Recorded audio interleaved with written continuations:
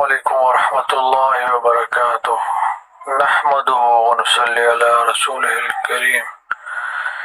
اللہ والے کی پہچان کیا ہے؟ اللہ والے کی پہچان یہ ہے کہ اس کا ہر عمل اللہ کے حکم اور نبی کے طریق کے مطابق ہو، اس کو دیکھ کر اللہ یاد آ جائے۔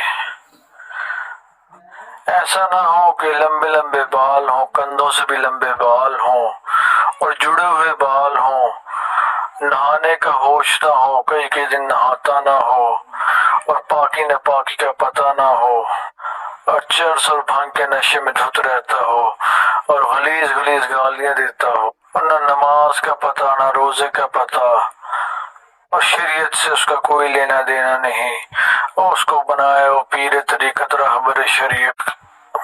ایسا شخص کبھی اللہ والا نہیں ہو سکتا، اللہ کا دوست نہیں ہو سکتا۔ ہاں، وہ شیطان کا دوست ہو سکتا ہے۔